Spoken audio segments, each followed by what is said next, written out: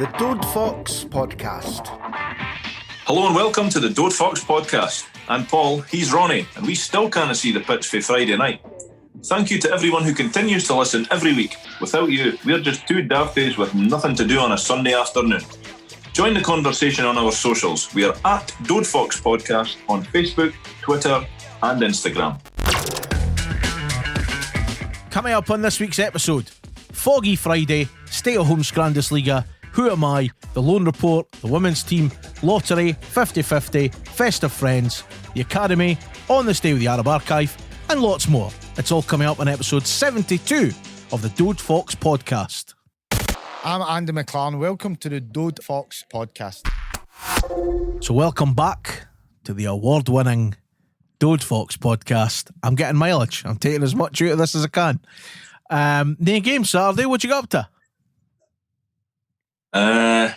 I was up at Maniki. That's what I'd done. I took Leo and his wee mate Cameron, Martin's son, up to Maniki, and it was a good laugh. I was reminiscing, looking at the big grassy area with trees out of it, thinking I used to come up here and have 35-a-side game of football in the summer with my mates. It was fantastic. And I can't hear what I said, and I had 69 other mates. You're right. I just mooched again for complete strangers. But that's what I done. So I had a wee walk up there, but I couldn't see shit. It was like Friday night's game. It was foggy as hell. No, the best. No. But it was good fun all the time. Yeah, I bet it was. Yeah. So you just reminiscing. That's what you were. Well, reminiscing, getting dirty. You were babysitting. That's what you were doing. It's no babysitting if it's your own. Is this you telling Martin something that he doesn't ken? No, Martin was a busy man. He was fitting windies or putting windies in or something. I'm not sure. We'll take a run at that him. But it was something to do with windies. Peeking in them. You just made the claim Cameron was yours there, so just no starting rumours, but we quite like Friday night football when you win. It makes your weekend a lot easier, and it's pretty shite when you lose a game. But when you kind of see a game and apparently it ends 0-0, it's still not bad. It is when you pay $12.50 for the privilege of seeing that game. It was bizarre. It really was bizarre. As a game, I thought it was fairly rubbish, if I'm honest. And that's not just United. I think both sides. It was just there wasn't anything to really speak about as such, but other than the fog, I guess. But the fog, it just came down, and it just got worse and worse and worse. And I think because St Mirren Park, or whatever it's called these days... Oh, it had a funny name, didn't it? I've no idea what it's called. No idea. St Mirren's home ground, that's what I'm calling it. But because it's so small, the lights are quite low on top of the stand, and that just made the fog the worst to view on the TV anyway. I dare say you must have still been able to see things when you were actually at the ground, or the ref would have abandoned it. But like second half, it was borderline unwatchable at times. Like I couldn't see anything. One thing that we'll mention was when McMullen come on, and I heard his name a lot, but I don't think I've seen him. So I'm not sure if he was causing bother for St Mirren's fullback or not, because I couldn't see it with my own eyes. So who knows? Sounded like he was causing bother. It was strange, wasn't it? It just came from sort of no place, and then you were a bit like, right, what's the bar now? Is this spot the ball? Yeah, it was bizarre. I genuinely thought at a certain point it was going to get called off. I was praying it wasn't, because I didn't want to have to sit through another bore fest, but I would have. But it was just bizarre. The fog just came down and did not shift. Yeah, it wasn't like you say, it wasn't a brilliant game at all. The big plus point is also it's another clean sheet. It's another point on the road, which we said a couple of weeks ago, if you were to pick up a point for every single away game and obviously turn some home games into wins, and it's all good. League form right now is 2 wins, 4 draws and a defeat in the last 7 matches. 5th in the table, played 14 and got 17 points. I say the big plus point is it is another point. It's another clean sheet. And bizarrely, looking at the stats, we had the only shot on target. Did Benji, was he just sitting back in a sun lounger smoking a cigar? He might have been. I couldn't see him. And that's bizarre for a man of his height. But I couldn't see him. Yeah. He didn't have anything to do. Like, to touch on the performance, like we're now, I think it's plain to see that we appear at least to be hard to beat. the way that we're setting up, and that's maybe because of lessons learned when we got a bit of scalping off of Killie and Rangers, and even the Brechin game. I know we won at 6-2, but like Brechin on another night, they could have scored quite a few goals. But since then, we've definitely tightened up defensively. We're hard to beat, but the downside to that is we're bloody hard to watch these days. Because whatever we've gained defensively, it's like we've sacrificed something going forward. Because I'm going to throw out the horrible C word again. Creativity, we're still massively lacking.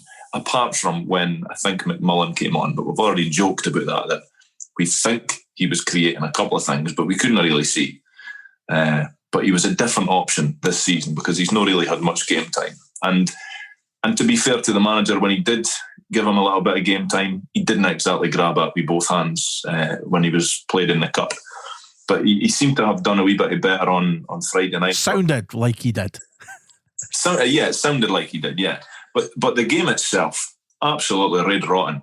I mean, of both teams, there wasn't there's not really any highlights for it other than like a clean sheet, an extra point. I think the teams around us maybe got a point as well. So, I think I know that the talk from the club is to try and get top 6, just stay in the league this year because it's an absolute anomaly of a year all around, be it personal or footballing. And 17 points already, still 5th in the league. Amazing. I'm happy with that, but like I'm really hoping that at some point, once we've got our decent base where we're difficult to beat, we're not conceding much, we need to start building going forward. We've got boys like Shankland, McNulty, Nicky Clark in that team, and they're not getting a sniff. I mean, we had one shot on Friday, and that was for Harks, I think, and that wasn't the best shot, I mean, it was the best shot of the night, but that's a low bar when there was no other shots. But these guys were just not playing to their strengths. We're not giving them anything. I can't remember the last time that Shankland had a chance, like whether it be fashioned it himself or somebody's created a chance for him. We're definitely lacking going forward. But if that's to come in the next few weeks, I'm looking forward to it. But at present, we're hard to beat, which is a bonus. But we need to start working on going forward, in my opinion. Yeah, 3 clean sheets in the league out of 4, which is good. And it comes down to points. We've got to stay up. You look at the battles that are going on, behind the scenes and whatever else in terms of, financial battles. There's no people getting their pus punched or anything. No, that we can. No. But we've got to accept, it might need to be a kind of win ugly season, play a wee bit ugly season, but being hard to beat is a big plus point, because even last year in the Championship, I don't think overall we were hard to beat in a lot of games, but we were just quite clinical when it mattered. So to get that base, I think Ryan Edwards has certainly grown into it more as well, because given the tough time that he had of it, played in against Rangers first game and stuff like that. He does what it says on the tin. He defends. Yeah. He defends.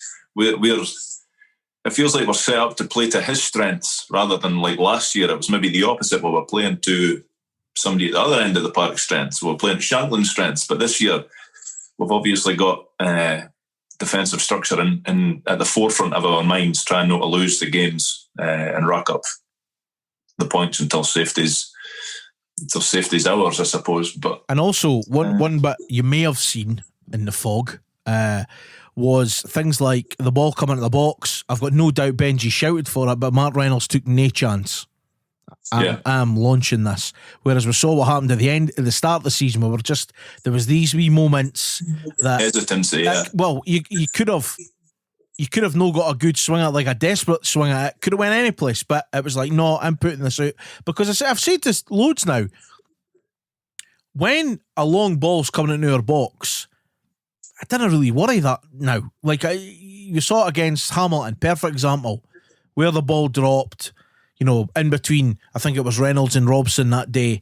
I don't think it happens now. I think Edwards gets on it, Benji comes for it, Connolly goes for it, Reynolds goes for it. They all, it's a more solid base to build on, which, at the end of the day, if you're not going to concede goals, then you've always You're not got a gonna chance. But yeah, we know you've got to take a shot to win the game. I get that. But another point away, regardless if it's at COVID-11 or whoever, it's a point away from home that you would accept. Obviously, you want to go beating these teams, but it's creating as much of a gap as we can, given there's a lot of games in hand for the ends that kind of stop licking door handles. Yeah, and I think we mentioned it last week. I would rather have the points in the bag than be in St Mirren's position where, okay, if they win all their games, they probably go above us. I don't see them winning all their games. But yeah, I mean, there's not really much more to say about the game other than it's a point gained. It was an instantly forgettable game. If I never ever had to watch any highlights for it ever again, then that's a good thing. And hopefully we'll play a wee bit better next time. As we've recently teamed up with Arab Analytics over on Twitter, who knows a wee bit more factually correct things than, well, we'll ever know. Let's not beat around the bush there. Couple of bits that have come out of that. Thank you very much again for sending the report through. We'll take bits of it as always and share it with you. I know they share some stuff on their page. It's at Arab Analytics on Twitter.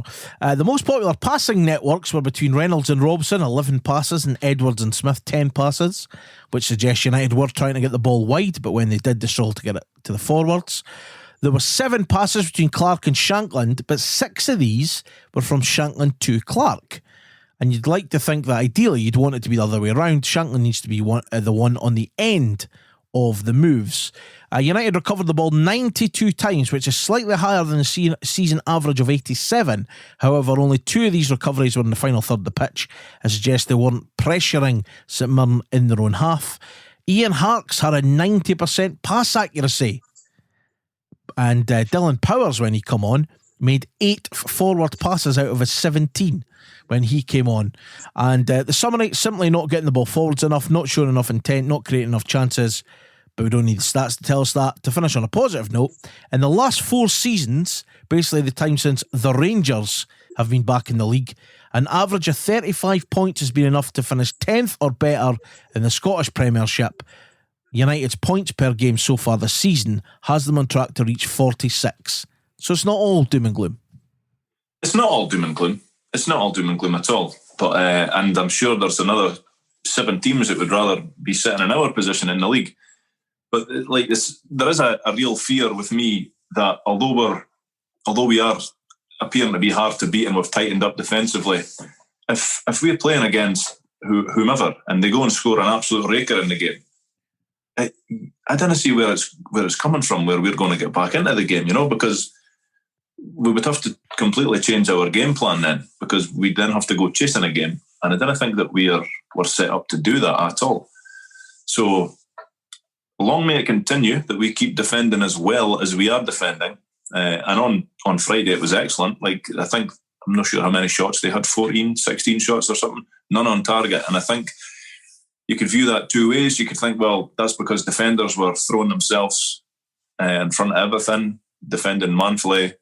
Or you could say, well, St Mirren were red rotten in front of goal. I think it's maybe a combination of both. But the defence get all the plaudits for Friday night's performance. And the stats, like, it's great that we've actually got stats to back up what we think we know about the game, which, let's be honest, it's not really that much wrong. But I think Harkes, what did you say? It was 96%? Oh, stop throwing things at us when I've not got it up. Harkes, 90% pass accuracy. 90%. Yeah. Only right, 4 of them were forward passes, though. 4 forward passes. So, like... and a shot on target.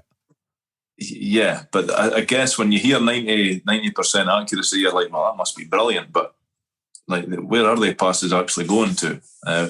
If it was opening up a defence and laying on a chance on a plate for a striker, then if he only has 10% success rate, but that's the one that scores the winning goal, then you take that. But yeah, again, it sounds like he's been neat and tidy without actually anything for a positive going forward with it. But again, work in progress, as we keep being told. And I don't want to say I'm happy to accept it as is just now, but I guess we're sitting in 5th. We've got another point on the board. I can't be too unhappy, but I wish it was a wee bit more exciting to watch. And the manager said, you respect the point away from home, but we weren't good enough for the football tonight, that's for sure. We defended the 18-yard box when we had to, but we had to be better with the ball. But we've earned a point, so there's something in there. I agree. I think we all want us to do better with the ball. Conditions, again, we didn't really know given the TV and the angle and whatever else. And you think the lights played a part of it looking really bad and stuff. It wasn't great, but let's say the manager knows we've not been good enough with the ball on Friday night. The big thing is we've not got beat, which again could have turned into that. We at least had 25% of our shots actually on target. Apart from you went daft. Apart from the 0% for St Mirren. So there you go. So we're robbed. We should have won. We should have won. It's basically what I'm saying. Like that's an incredible. Were you working for the Iraqi government back in the war? The Iraqi information minister. These people. Yeah. We'll take it though. Yeah. Take it, I guess. Yeah. St Johnstone on Tuesday. Betfred Cup. It has to be win at all costs if we want to progress. I very much expect, given we have got the free weekend and the Betfred fixtures coming up, we will be as full strength as we can be without Mr. Shankland, who will be away with Scotland. But yeah, you expecting full strength, all go, or maybe a couple of changes? Well, it's a cup game. You've got to go for it, and especially this one. Like if we don't win, then we're out. I think it's as simple as that. So I'm hoping to see, and not as defensive a performance. Okay, we'll have to defend because St Johnstone caused us a few bits of bother the other week. But it's a game we have to win. So just throw caution to it. Just go for it. Get McNulty on it. Yeah, nothing to lose. No, because if as it stands, we're out. We have to win this game to stay in the cup. So. Yeah, I wouldn't be of a mind to chop and change too much. Like I would go with whatever is my best available team and just go for it. So taking a look at Group C, obviously all the teams play 4 matches. We have played 3. St Johnstone are top, given goal difference, so they're on 6 points, played 2. We've played 3 on 6 points. Peterhead played 2, 6 points. Kelty Hearts none. Brecon City none. Kelty have only played 2, so they played twice this week as well. Let's say a win only puts us on 9 points. It depends what Peterhead and that got up to. Obviously St Johnstone will have another chance on Saturday if they're going to beat, so it kind of out of our hands as well, because I think this is the one with the daft. There's only so many best runners up and whatever get through, but we have to win on Tuesday. Got to win. Yeah, nothing else matters. You got to win. No, I think McNulty in is kind of an obvious change. I'd like to maybe see McMullen get a wee chance. Luke Bolton could maybe, again, he's played a lot of football, Luke Bolton. I think he's played every single game. I think he's started every game possibly, so that might be a chance. If Dylan Powers come on this Friday night. And actually one thing I want to mention I didn't there actually is I thought Peter Pollitt was having quite a good game when I could see him on Friday, and then he was subbed and it kind of changed it a little bit. I know we'll try to go and get the win, but there are wee changes there. You maybe think it's giving people a chance, but yeah, I agree, we have to win the game, but I wouldn't be against a couple of changes to freshen up as well, like a McMullen and whatever. Again, if we were in a comfortable position, I think we maybe seen more changes, but at the end of the day, we've got to go to McDermott on Tuesday and win the game. Any idea what they're charging for pay-per-views? It's on. I think it's on Premier Sports. Premier Sports. So we shouldn't have to pay for it. Unless you didn't have a subscription to Premier Sports. Just take a look, see if you are talking Dode Fox podcast shite there. I'm pretty sure it's live on TV. It is live on TV. There is a logo next to that, but I've no idea what logo that is, but it's on the telly box. Premier Sports. There you go. So if it's no on Premier Sports, it's Paul's fault. All right. So, no, it is. It's definitely on Premier Sports. All right. Can we move on? Please. Friday night. Stay at home. Scrandesliga.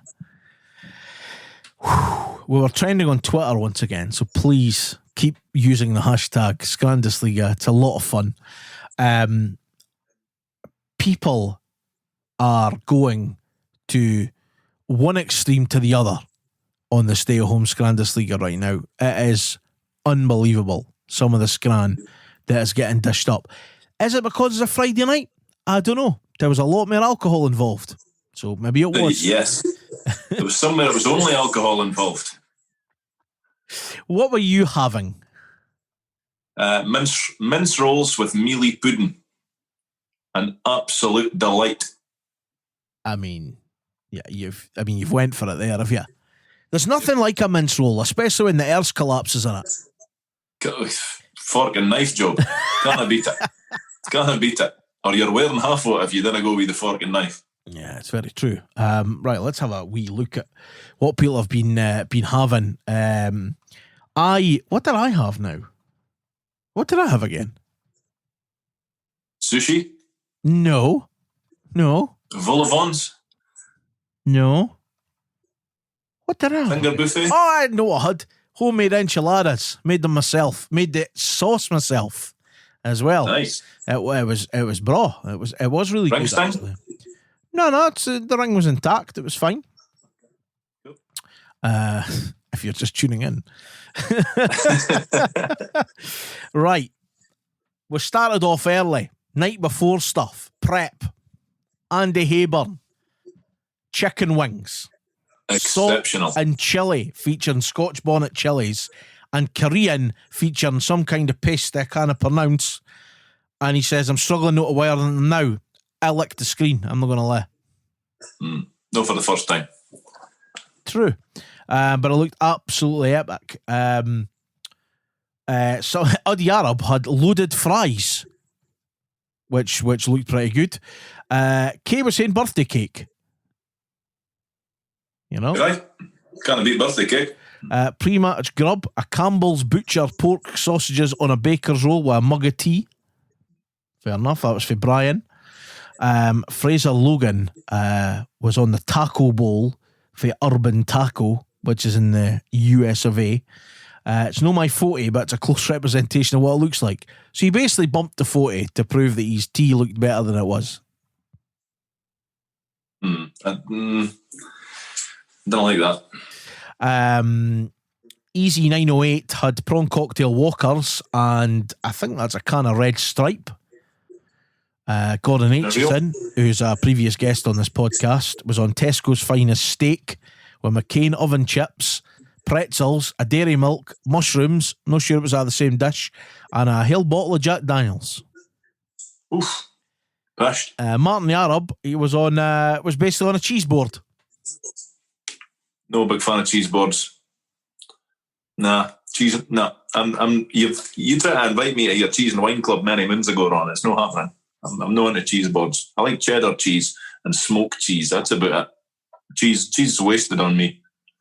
So's wine. What? Judge away. My old man loves a cheese board. Absolutely loves it, but it's not for me.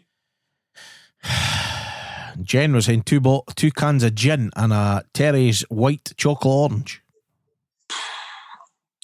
Delish. Chris McLean was having a cake that Mrs. M is baking, and however, it was down to him to clean the bowl. Yes, and I think I replied to that because my mother, back in the day when we were all in the parental home in Douglas in the 80s or the 90s, my mum used to do a wee bit of baking, and I was always, because I'm older and bigger and I was tougher at that age, I always got to clean the bowl. Always. With and water or your bowl, there was no water. I finished with it and put her back in the cupboard. That was fine. Never saw the sink. Sue was on pre-match chili, and it was half-time Pebble steak pie. Sounds pretty good. Callum Woodyard, the closet, famous Dundee fan, the closet D himself. That's what his name should be on Twitter. Closet D. Was on some kind of magnificent beef and sausage stew concoction. It looks like. Obviously, it says local. Obviously, being a St Mirren fan. Mark Dorward was on a half steak round and some of his 5 a day. That's wasted on me, that. Absolutely wasted. Danny Arnott was on homemade haggis and pork mustard sausage rolls. I'd have give that a go, even though you said the M word there. No big fan of mustard, but I'd have give that a go. Magnificent. Duck and lemon sauce with boiled rice for from China on Main's loan for Richard Price with a bottle of Peroni. Looks delish. Andrew Milne is on a lambuna, chili chicken kurma rice, chicken pakora, spicy onions, peshwari naan and poppadoms. Fair enough. You like a burger. I Love like a burger. Love a burger. Jack Anderson had Smokey and the Bandit burger washed down with a can of Tennant's. I probably wouldn't have went Tennant's, but like a Smokey and the Bandit burger, that sounds delicious. I know. Jim Clark, pre-match Scran, usual Friday night fare for Tip Top, always 10 out of 10, and the owner is an Arab. Dode Fox fact. Well, is he an Arab then if it's a Dode Fox fact? Because they're no very true. Mikey Robertson was having, he says his entry's 10 out of 10, a Stephen steak bridie with Tesco tomato sauce and scampi fries chaser. I mean, should you devalue it by putting the Tesco ketchup on it? Should you not go Heinz? It's got Lidl ketchup in my house. I really don't care. I like that. That'd be a snob. Ketchup snob. Especially the Lidl brown sauce. You don't even need vinegar. There's plenty of it in it. Michael Craig's tonight's Scrandesliga. Poached egg and black pudding with Stovey's chaser. Oh, chasers are getting out of hand. Poached egg and black pudding for your tea on a Friday. That's a breakfast. You're either halfway posh or you can't hide money. I'm going to go with the latter. Fair enough. What else have we got?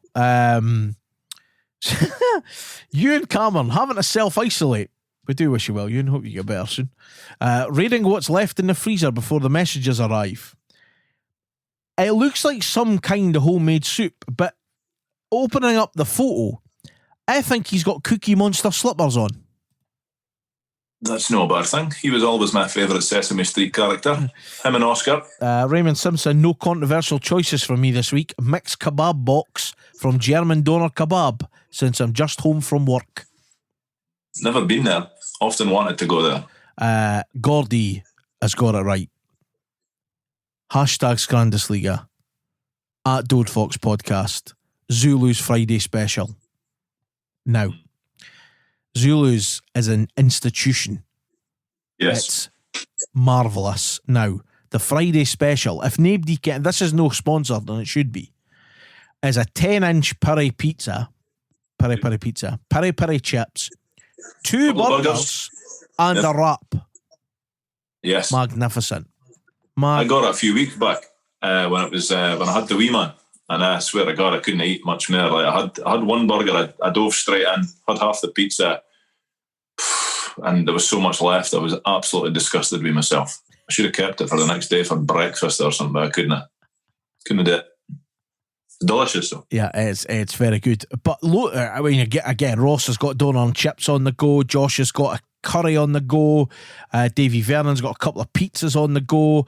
Kev Craig's got a Godfather burger, chips, mozzarella sticks for Fat Joe's. That's Fat Joe. Fat Joe's is in Perth. I've just seen the phone number there. Chinese for Ken. Corona for Chris. Eating is cheating, apparently. Yeah, loads of add homemade enchiladas. There's my picture there. Absolutely amazing Scran this week. I have to say that, and some people can't believe the goods that are getting dished up on the Scran. People are making a real effort. I saw pictures with Dode Fox mugs, pint glasses, and everything else. But thank you very much to everyone that does get in touch. Now, to let you into something, and Paul doesn't ken this either, so this is a surprise for him, because this is someone I might tell him during the week and he'd shoot me down. But I will not let the good Scrandesliga people down with this. In 2 weeks' time, for our next home match, your Scrandesligas, we'll read through as many as we can. Paul will be forced to do this as well, and Paul will pick a winner who on a weekly basis will win a stay-at-home Scrandesliga mug. Hey. So there you go. I like that. So 2 weeks' time, Paul will pick a winner and we'll send you a mug that says Stay at Home Scrandesliga, and we'll see how it goes. We'll see if you'll up your game for this mug. It'll be beautiful. Well, I'm going to be honest. I'm biased towards burgers. Okay, So if you're really wanting that mug, get yourself a burger. Because that's what really appeals to me. That's what puts the love hearts for eyes emojis in my fist. But thank you very much to everyone who does continue to get involved in this on a weekly basis. We'll, of course, do it again on Tuesday. Get them in on Tuesday night. Yep. Between you and me, I'm thinking takeaway on Tuesday. I mean, it's 2 for Tuesday. Zulu special. There's chippy deals. It's going to be good. It's going to be good. Mugs up for grabs, couple of weeks. So there you go. Tidy. Right, let's move on. Loan report. Loan report. Let me just find my loan report. Okay, so Kieran Freeman, he's up at Peterhead, and Chris Mochrie is at Montrose. It was Montrose 3, Peterhead 2 yesterday. Both our loanies played the full 90 minutes up at Links Park, with young Mochrie's team coming out on top in yet another 3-2 thriller for the mighty Mo. Peterhead went into an early lead before Mochrie fashioned a chance for his teammate Russell McLean just before half-time to finish and notch the equaliser. Just after half-time, it was the same deadly duo that once again combined, with Mochrie again providing for his teammate McLean to score his second of the game. The game was end-to-end in the second half, but Montrose were the victors on the day due to a 71st minute penalty from Graham Webster. And from the mouth of Sean Dillon himself, Mochrie was unlucky not to get man of the match. Ross Graham at Cove Rangers. It was Cove versus Forfar yesterday. Ross started the match against Forfar and played the full 90 minutes as he helped his team to 3 points and a clean sheet. Cove won the match 3-0, and according to @LiamD83 on Twitter, or Dunks, who he got in touch with me to give me some info for it, Graham didn't have much to do due to Cove running out comfortable winners, but he won his headers and challenges, wasn't really put under too much pressure. Davy Bowman, incidentally, was also at the match to keep an eye on young Ross, so Psycho winner need to be listening to this for his update on how he got on. Archie Meekison at Spartans. Young Arch has started the match at the weekend on the bench, and by the time he's been introduced into the fray, his team were already 3-0 down. When he did come on, however, he has played a small part in the Spartans' consolation goal. He has forced a BSC Glasgow defender into a horrific error, resulting in an own goal being scored, as Archie himself has followed the ball into the net. The game finished 3-1 to BSC Glasgow, who incidentally play their home games at the Indodrill Stadium, proving once again that it's never easy to go away to Alloa. As somebody found out on Friday night. Correct. Jake Davidson at Waterford. Okay, so last week I told you that Jake's Waterford were due to play Finn Harps away, and if they won, they have a great chance of finishing third and qualifying for Europe. Well, shock horror, turns out I was talking complete and utter shite. Waterford had a free week last week, and they actually play Finn Harps the day, Sunday, as we're recording. Now, Jake, I'm speaking to you, mate. I can you must listen to this nonsense on a weekly basis, and I could have done with a heads up, mate. So next time, let's not make an arse of myself. Cheers. And lastly, Cammy Smith at Ayr. It was Ayr versus Dunfermline. Cammy again played the full 90 minutes in the 0-0 draw with Dunfermline, and that is all I've got to say about that game. Take it United have no took the hint to get the loan report out early enough for you. Nah, I'm still here to work my tail off, going across live score apps and Twitter and websites. So if United's loan report's far better than what I'm saying. If they could just get it out Saturday night, that would be phenomenal for me. I'll tell you something. Save me a lot of time. This jerky we got sent the other week is phenomenal. That's phenomenal. Is that right? Sweet Chipotle. I've got the sweet Chipotle. You've not opened yours yet, but it's delicious. No, it's still sitting on my shelf. I will get wired in a bit. Delish. Right, what else is happening? Academy, women's team, all that stuff? We've got the women's team. So last week, the women were at home to Stirling Uni, and they recorded their first win of the season. Yes. Niamh Guthrie, yes, get in there. Niamh Guthrie made her first start of the season for the ladies, but couldn't get herself on the score sheet. Coincidence, She starts from a win. Coincidence. Exactly. And I'm not calling for the manager's head. No yet. But come on, Mr. Beef. But it didn't matter that she didn't score. Goals by Robin Smith, Holly Napier and Jade McLaren were more than enough to secure a 3-1 win for the team. Their midweek fixture at home to Glasgow girls and women was unfortunately postponed due to floodlight failure at North End Park. the clubby members clearly forgetting to put the customary 50p in the meter that day. Today, as we're recording this, the ladies travel through to Glasgow, where they face off against Queen's Park ladies at Lesser Hampden. So good luck to them. Also this week, the Player of the Month and the Goal of the Month winners were announced. Rebecca Foote picked up the Player of the Month award, and Tammy Harkin picked up Goal of the Month for her long-range screamer against Aberdeen on the first day of the season. Congratulations to both ladies from both Dode Fox Dafties on your awards. The Academy team. The Academy lads were through at the Oriam on Friday, but a disappointing performance saw them fall to a 1-0 defeat to the Jam Tarts. Young Kerr Smith was back in the team, fresh from his tour of all the big clubs in England these last few weeks, so I'm assuming at least that he's still a United player at present. Who knows how long that will last for. Their next fixture is against Dundee this coming Friday, and I think that I speak for every single listener of this podcast when I say I hope that we'll pump them. And that's your Academy report. The United Futures Lottery jackpots, £1,750 this week. The Elite 50-50 match day draw was £156 first prize. On Friday, ticket number 104594 was the winner, and a £52 second prize to ticket number 104486. And don't forget, you can sign up and get all the details, unitedlottery.co.uk. And remember, all the proceeds go to support our Academy. Festive Friends is back for 2020 with a bit of a twist.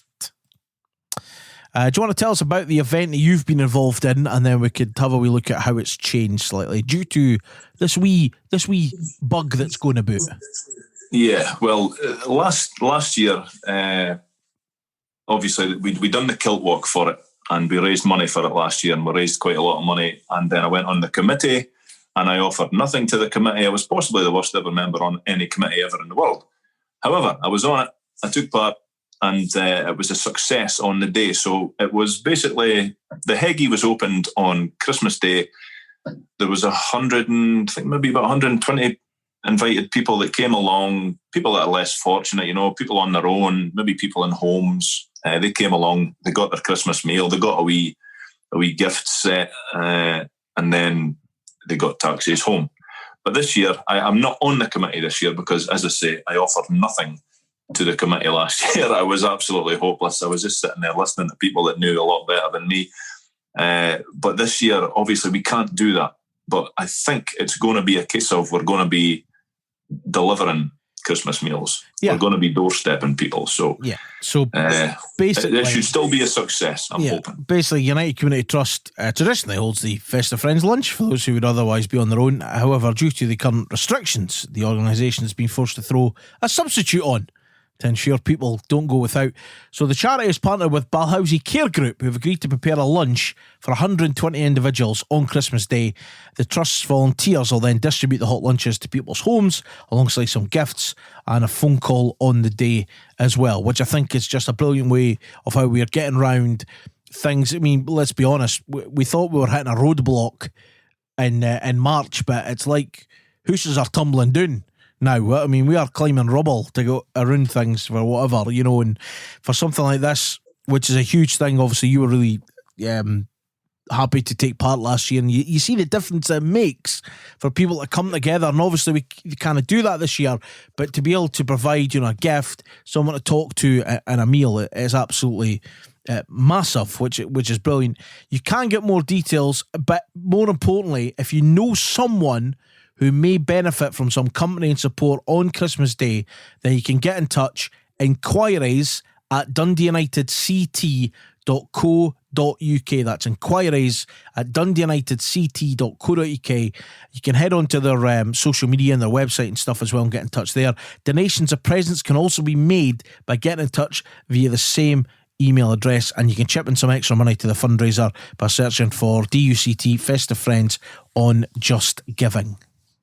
Mm-hmm.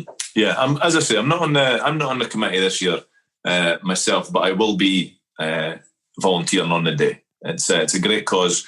From a selfish point of view, you do feel like you've made a difference to someone. You get quite a wee buzz out of it yourself. But ultimately, it's all about the people that you're catering for on the day. So I'm looking forward to doing that, and hopefully I'll rope my young lad into it again, because it was good that he was part of it last year as well. I know. Then appreciate when he gets his envy self spoiled on Christmas Day, that no Abdi's as lucky as him. And the other fundraising that's going on for Dundee United Community Trust is the 2020 Christmas Raffle, which has been launched, I think it's the past week. So, prizes up for grabs, by the way. £500 cash, £250 cash, £100 cash. One of two tables of 4 at DUFC Hospitality, probably in the year 2030. One of 2 DUFC Matchday mascot spaces, probably in the same season, 2030. Can we get that? Nah. It says nobody over 6'3". So that rules. You're in for a shot then. I'm just over that.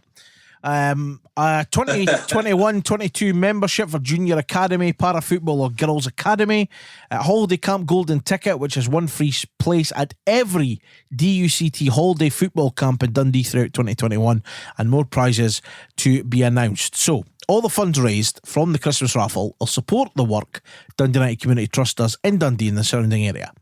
Tickets cost £3 each, or you can buy 4 tickets for £10. You can enter the 2020 Christmas raffle on Just Giving. Those entering the raffle are encouraged to provide their full name so we can contact you if you win. The final date to buy your tickets is Sunday, 20th of December, and the winners of each prize being drawn at random on Monday, the 21st of December. If you want to go and do that, links are on social media. We will mention this every week as well, but if you go on 2020 Christmas Raffle, search for that on Just Giving, and if you can buy some raffle tickets, you might win a wee prize. It would be wonderful. It's now time for the runaway success of 2020. It is the game we call Who Am I? As long as you play by the rules, it's fun for everyone. Prizes not to be won. Funhouse. There's a wee reference if you're old enough. Right, who am I? It's your turn. Take over. Right. I'm wanting you standing as far back for your PC as you can. That's what I'm wanting. I can only go this far. Look, the cable doesn't go far enough. Well, that's fine. I want to see fingers and toes in the air. I can your ambidextrous. Anyway. The first clue this week, Rondo. This player was brought to Tannadice when Tommy McLean was the manager as part of a swap deal that also included money going the opposite way. And when he left the club a few years later, it was also part of a swap deal. That's a lot of swapping. Correct. Who do you get swapped for? Clue. That's not part of the clue. Tommy McLean. You just said it. Did you say it just when he left? You didn't give a time on. It was 3 years or 4. Shite clue. It's a good clue. Swap deals. Mind you, I know we're spending money, a lot of money back then, but it wasn't unusual to for a couple of swap. It's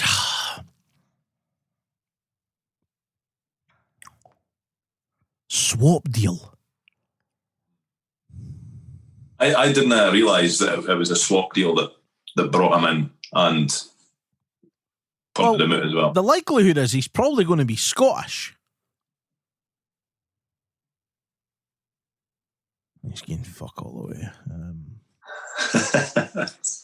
He definitely made over 50 appearances, given that as the criteria. We'll get to that clue. But you've got to get... You're no cheating this time. It's going to be over 50. Yeah, nobody's ever cheated. 48 appearances, I believe. I was shy at maths, okay? That's your 50, is it not? Tommy McLean brought him in a swap deal, and he left on a swap deal.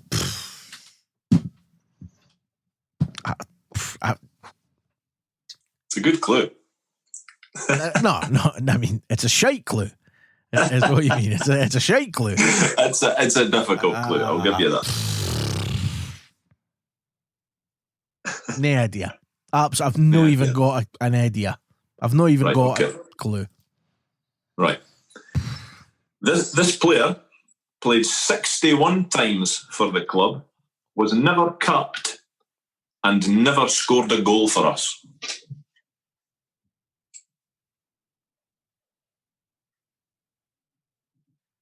He comes in on a swap, plays 61 times, leaves on a swap, doesn't get a cap, and doesn't score a goal. Correct. Fucking hopeless.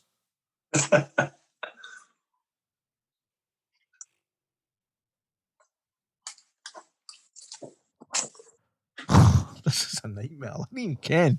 Oh, man, I really need... and by the way, I didn't mention the points. The points are 39. So I kind of need this question to draw with. Keep it tight.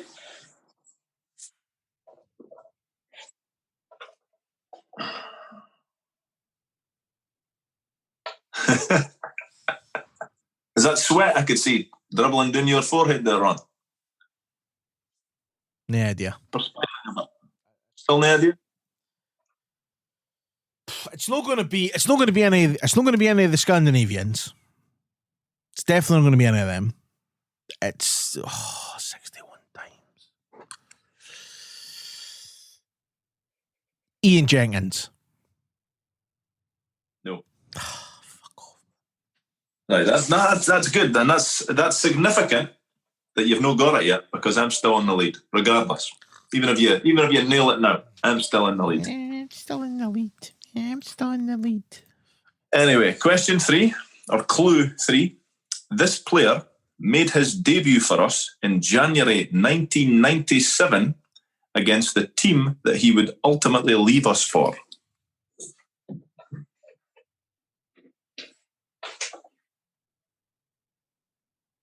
So he's definitely a Scottish player. It's definitely Scottish. I never said that. It definitely is.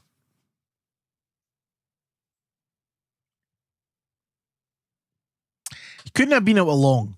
2 years, 3 tops. Unless he obviously was probably 3 year, maybe. Even 4 injuries. I don't know. Tommy McLean signed him.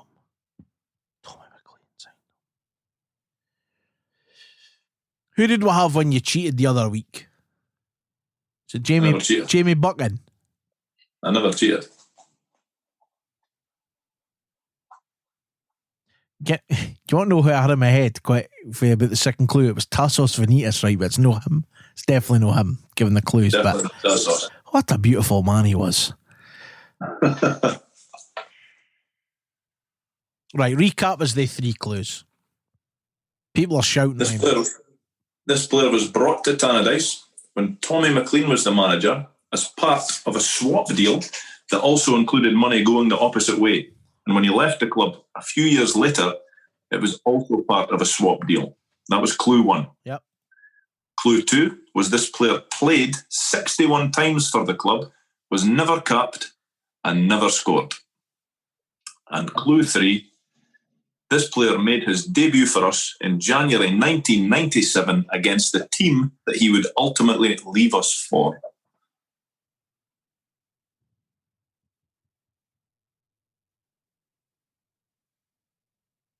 Oh, man.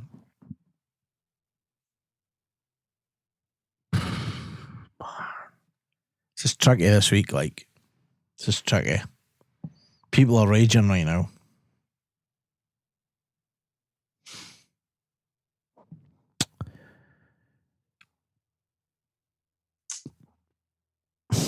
I mean... Silence on a podcast doesn't work, does it? No. Jamie Dolan. Nailed it. Yes! Nailed it. I'm still a point behind, though. Nailed it. Owen Coyle. Owen Coyle, yeah. Because if I had said that, I think you would have got it straight away. Right, what's the next 2 clues? The next 2 clues would have been, this player also played for the following clubs in his career, although not necessarily in this order. Forfar, Livingston, Dunfermline, Motherwell, and Partick Thistle. So when we signed him, it was from Motherwell, and then when we punted him, he went to Dunfermline, and we got Scott McCullough or something. Yeah. And clue 5, this player picked up a League Cup runners-up medal for us in 1997-98 against Celtic, but was an unused sub. And his name also rhymes with Flamey Stolen. So you would have got... I always give you a chance to get a point. I don't want you pointless. Oh, this game was becoming pointless, to be fair. Right, 13-12. That's keeps it interesting. After your shitty guess last week. I should have got that on the first. I was kicking myself when I was heading after that. I really should have got it on the first one. But hey ho. Still tight, still good. Right. Next couple of weeks, the Dode Fox podcast shop will open up for the final orders of hoodies and t-shirts prior to Christmas. A lot of people have asked about the hoodies. They will be back in. We'll open them up. The pom-pom bobble hat is not here yet, but that'll go on sale next week as well. There's still some mugs and that on. The snoods are sold out, but we hopefully get them in before Christmas as well. And then get your Christmas gifts now. Are we getting Dode Fox podcast soap on a rope? We'll move on. DodeFoxPodcast.com for all your... I think there's a demand for that. An HMP Perth, probably. Anyway, to the thousands who didn't ask for it and the few that did, the podcast now does get uploaded on YouTube. It doesn't feature us. It's just our voice behind a bit of cover art. But it is on there. If people want it on there, it'll hopefully go up around about the same time as this normally would go out, but it might be on the actual day because it's something quite new that we've never done much of. But we're kind of plans to do some other bits and bobs as we go down the line. The YouTube is there. Just search for Dode Fox Podcast. And if you could subscribe, that'd be great. Give us some thumbs up and all that kind of thing. I think people get to see it, which is cool. Talking of thumbs up and subscribing, if you can leave us a review on Apple Podcasts, by the way, it gives us a wee boost. Just tell us how amazing it is. We appreciate your likes, and a wee 5-star review, that would be awesome. Something that come up on Friday night that I may have agreed to without any discussion, apart from getting these stay-home Scrandesliga mugs done, and they'll be here next week, was a stay-home Scrandesliga cookbook, which people found an amazing idea. Now, when you say people, who did you speak to? Whoever asked for it, I just agreed.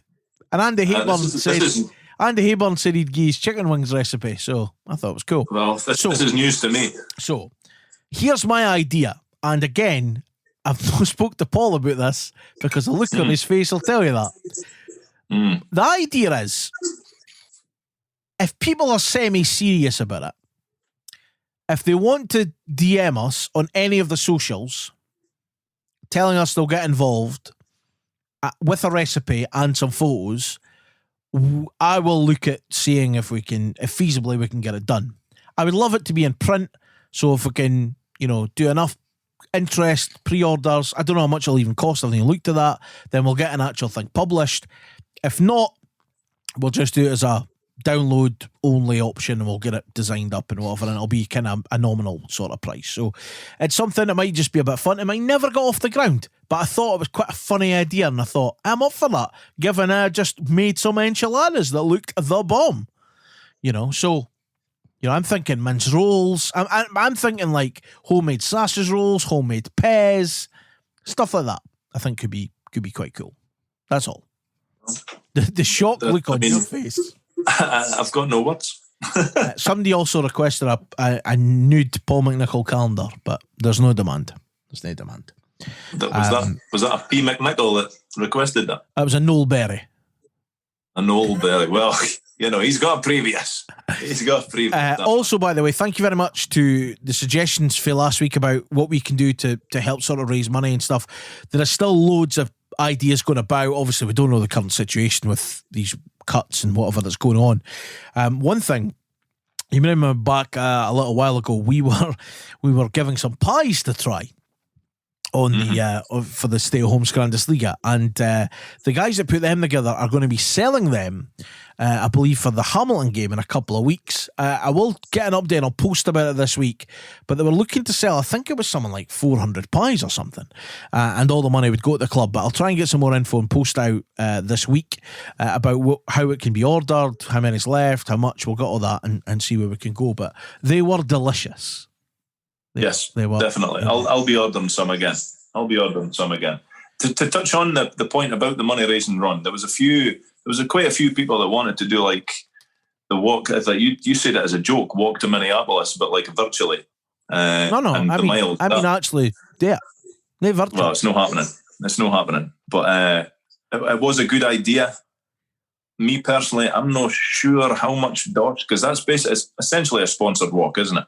I don't know how much that would raise. I mean, it would be great. It'd be good fun, be good laugh, be good health benefits for the people doing it, and it would raise some money, but I'm just not sure how much money that would raise. The one idea that I did like, and we both agreed on that, was like the virtual sellout. But I think if the club were to do that, and I'm basing this on, like, I've asked a couple of people about this, if the club were to do that, I think there's then a tax liability. So even though you might raise X amount of thousands, the club would then have to pay tax on that, rather than if there was like a Just Giving or a GoFundMe set up by the punters for like pay the cost of a pie and a bovril every home match or something, because then that is a donation that you're giving the club at the end of that. There's no tax. So whatever you raise, bar the fees for a GoFundMe or a Just Giving, it all goes to the club. So and the fees will be less than the tax would be. Oh, definitely, yeah. Well, yeah, 100%. Well, it's an idea. So it's food for thought. Like, I mean, I wouldn't want. Ideally, the virtual sellout would be great, especially if the club were to say, right, we'll give you the man of the match, game worn, signed jersey. That would be brilliant. Yeah. It would get people on board, I think. But I personally think if the club get on board with something like that, then they would have to pay tax on it all. So yeah, I think it's maybe. I think all the kind of a wee bit from the club would be stuff like that, just a signed shirt or something like that to just not encourage, but even every week, for raising that much money, I imagine there's kits sitting about left, right, and centre. I don't know that, but possibly. We'll chuck some stuff in as well that's lying about in this sweatshop. It's not the same as a match worn top, though, is it? I'll wear it.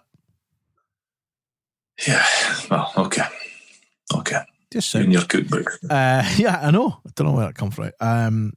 Someone asked we should charge for the podcast, but that's complete nonsense because happening. Barely give this away for free. So, one idea someone did, and it come up again the weekend, was we would do like a kind of live watch along of an away game or something. Now, technically, I can do a lot of audio stuff. I don't know how that really works, but if there's an away game we could pick and we could both watch it and people watch it along with us and we just comment or whatever, then maybe another idea we do. And, if we can do it as a wee fundraiser, quid a go or something, who knows? We can look at ideas because it could be a lot of fun. But anyway, thank you very much. 10 quid.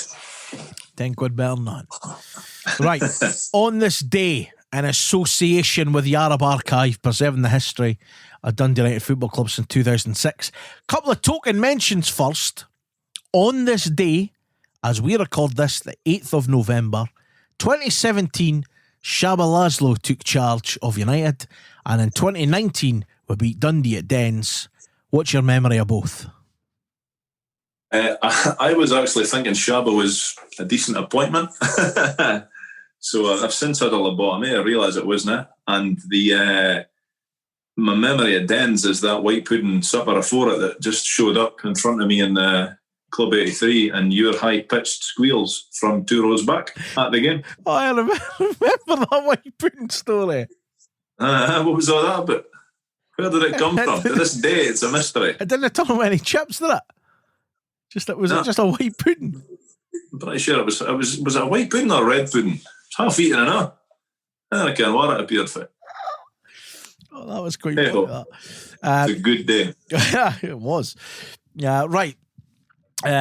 We are, of course, basing our on this day on the 9th of November. 4 matches today, plus 2 very immature signings, because that's the level we're at. 1993 is where we begin this week. We were 2-0 up and cruising at half-time. Only what manager Ivan Golic described as amateurish defending prevented us claiming both points from a match which was there for the taking. Dave Bowman and Andy McLaren had us in front, only for Jason Dare and Stevie Crawford to score in the second half. The match ended 2-2 with Dunfermline. To 1997, and a game that's sometimes better known due to Dean Windass getting sent off 3 times. He was booked in the first minute of the match. The Mutton Molesters were 1-0 down the 17th minute, and within the next 4 minutes found himself 3-0 down. Olsen, Zetterlander and that man Andy McLaren on the score sheet before Windass decided to be a fanny, get his first red card. His second was for dissent, and the third for ripping out the corner flag and throwing it on the ground on his way to the tunnel. A 6-match ban ensued. Lovely.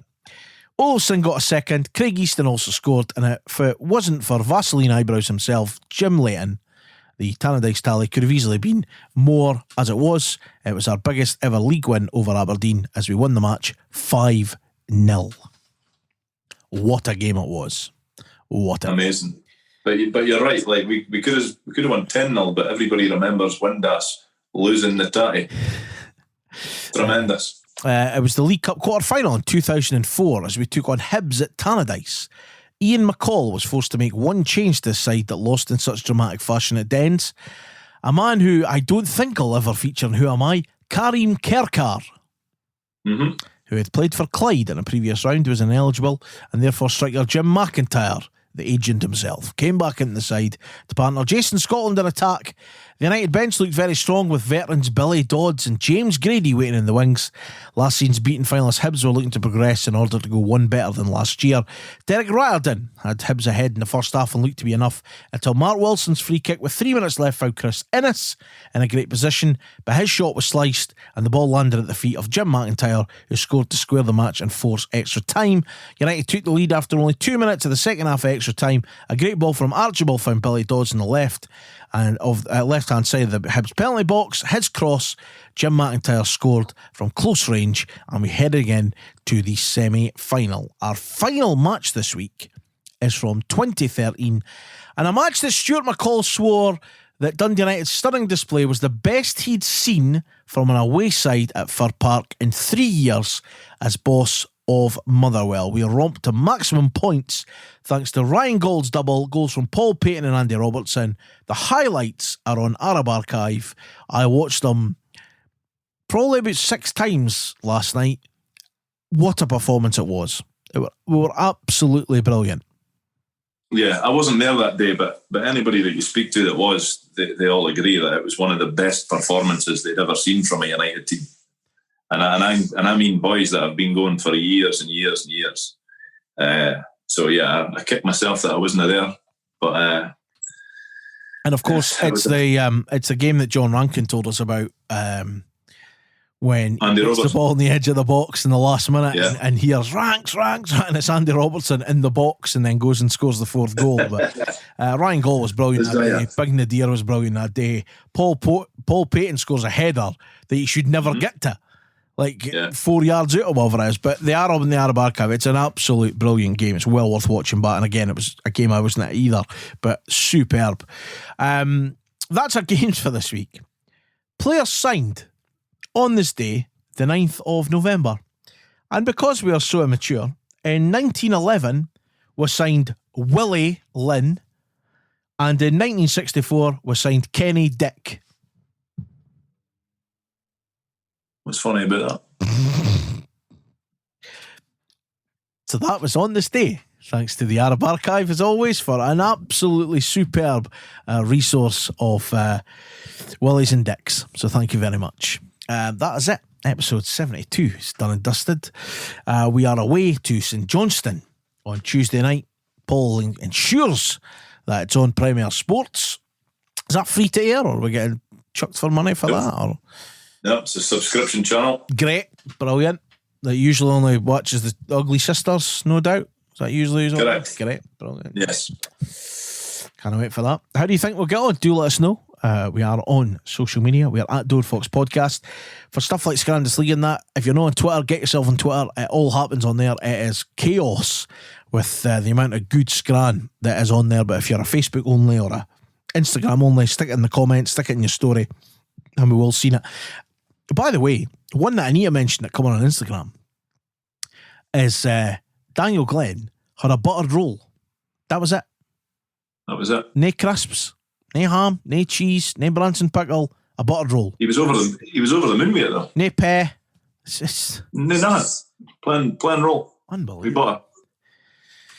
Anyway, we're back in action on Tuesday night. Of course, Scotland playing 3 games this week. How do you Scotland go on? Do you think the qualification is there? We're close to it. What do you think? What are you expecting? Well, we're close to it because we're in the one-off game to get there, but I don't know. Maybe it's because it's Scotland and we've seen it all before. I think it's quite a tough ask. But, I mean, Serbia are in the same position as us, so there's obviously no world beaters. So we've got half a chance. We're there. Let's see. Anything can happen. Let's see.